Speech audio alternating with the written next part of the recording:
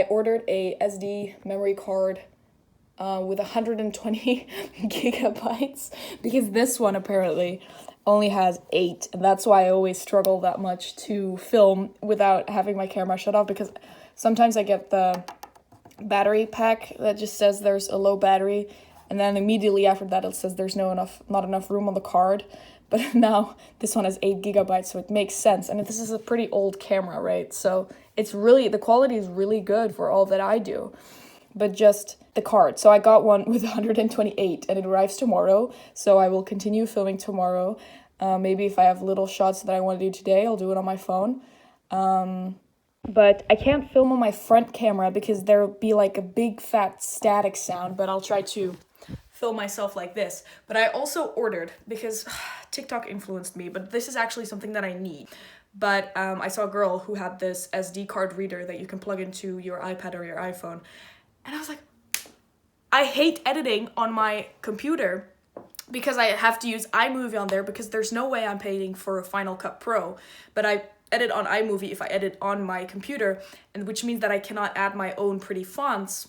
And so I prefer editing on my iPad, but there's no way for me to transfer film from this onto my iPad. Until now that I've ordered that thing, it was $15, and now I can have my good quality camera stuff on my better memory card and edit on my iPad, because I actually just like editing on my iPad overall. I use a free app, I use InShot, so it's very limited, but I don't do any color correcting or anything. I just like to add fonts and music, and they already have copyright-free music on their app. I'm really excited now. I told myself I wasn't going to spend any more money this month, but these are 2 actual investments that I feel pretty good about. Now that I want to make more videos, this is good. Okay, back to the normal video now.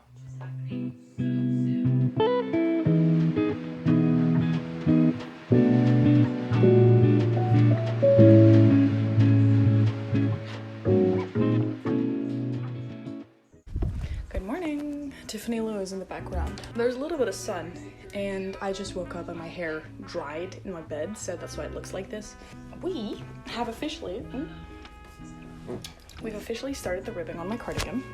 I did forget to switch to smaller needles to do so, but honestly I don't care because it turned out pretty nice on the bottom, so I'm gonna keep it this way. And then I just have to do a button band with buttonholes, and then I don't know if that's gonna go away with blocking, but I made the bottom ribbing a bit too short, so it flips over.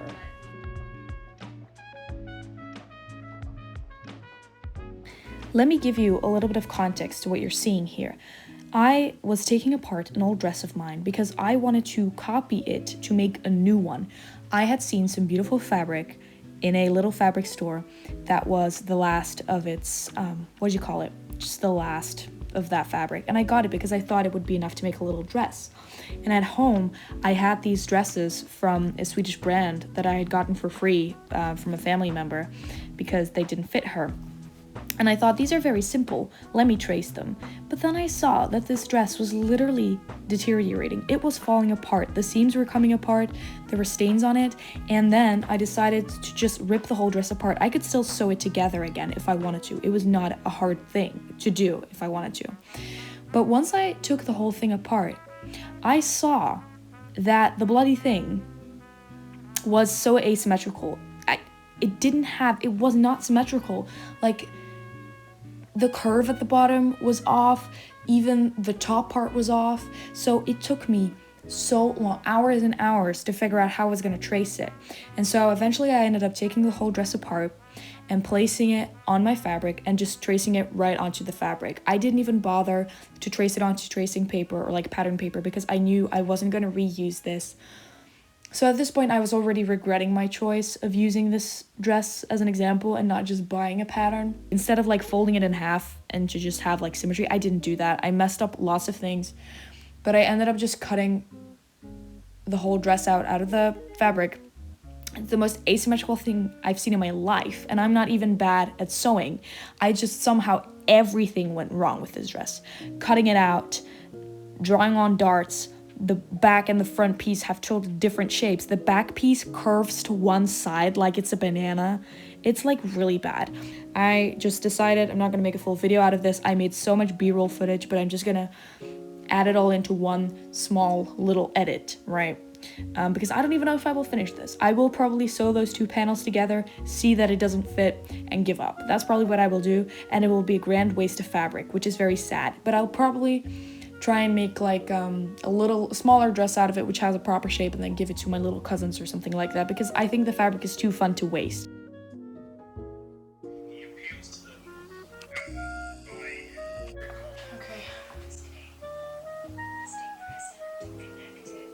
Oh, okay. Sometimes she has nice stretches and that, but sometimes she gets a little too spiritual for me. I guess I'm just the type of person that's not open-minded enough for yoga, but I just like the stretches because they're less boring than just normal stretching. I'm too close to my computer.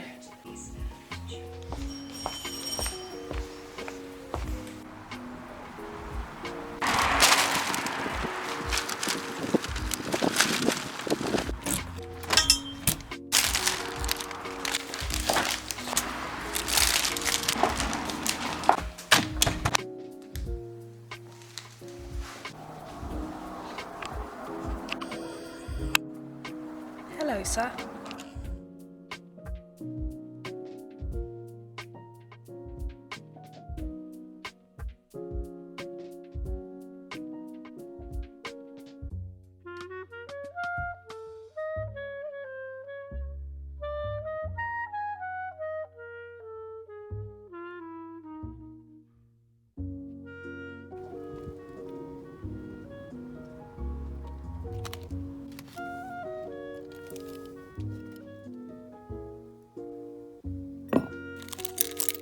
Should we mismatch buttons? Or should we just take like similar looking buttons? Maybe I have some crazy buttons in here, but I don't think I want like super crazy things. But I did make the buttonholes quite big, so like small ones like these might not work. I mean, I could sew up the buttonhole a little bit more. Yeah, I'm just gonna mess around a little bit. Okay, this is option 1. They're not wooden buttons, but they kind of look like wooden buttons. I'm not a great fan of this. I wish I had bigger buttons, but I don't want to buy anything because I'm trying to be sustainable. And then I have these, which I'm not really sure about. They're quite small, but I do like them. I think they're really pretty, but they're gonna be small. You know, but I think that's pretty, but I feel like they just look too small for the sweater. There's a lot of handmade things today. I made these gloves myself based on the penny gloves by Petite Knit. Cardigan's made by me. Bag is actually made by me. It's really nice, I think. I just didn't finish the insides, so don't look at those. I'm wearing my new Reeboks that I got in an outlet for 20 bucks, and I think they're gorgeous. They're canvas.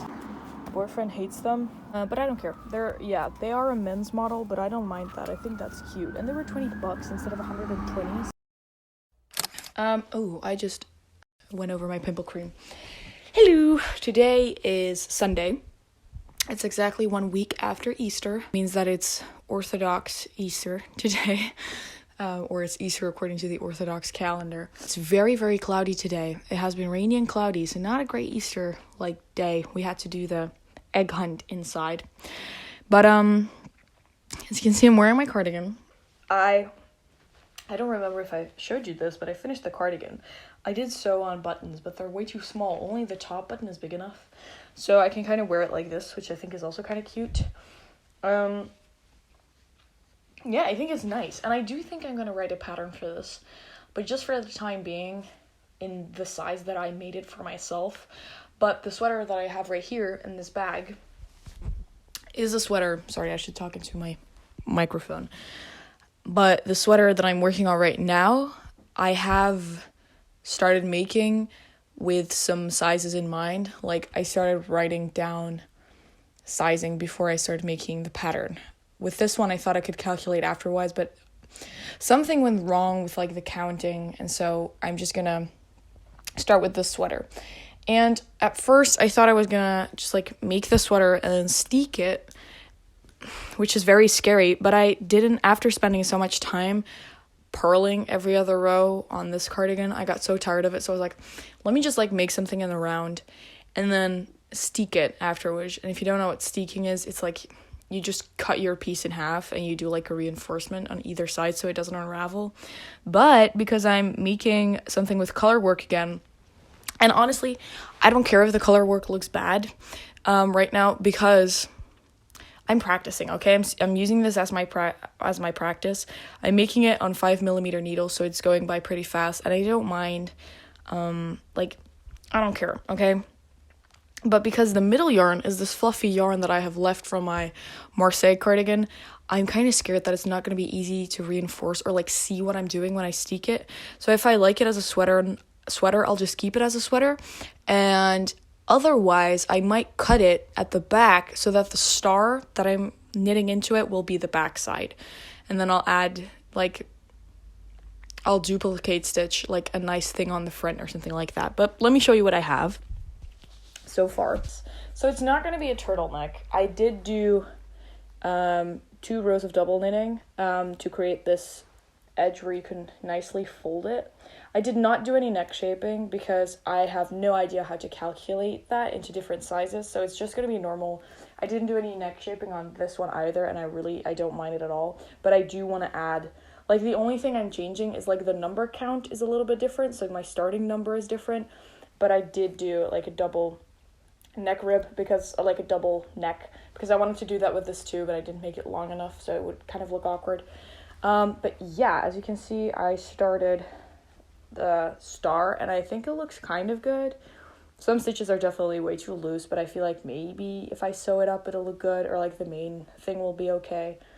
It's just because I made all of the stars over here, just because all of the stars over here are so bunched up, I'm really exaggerating with my floats here. Like, they're really loose, but I don't want to take any risks. Let me show you a close-up. Okay, so I should have probably continued this row a little bit, but I'm decreasing on the arms right now. Right here, something went a little bit wrong, but I think it's okay. I don't mind that much. But yeah, we're still doing all the increase rows, and then I did try to count in a way that I would be able to like end the increases for the arms and the body at the same time, so you wouldn't have to continue on either side. I'm reusing my Moby sweater yarn for this. This is like a cotton mix with like weird stuff, and this is like a wool mix. But I'm trying to reuse a lot of yarn instead of like buying new stuff, you know.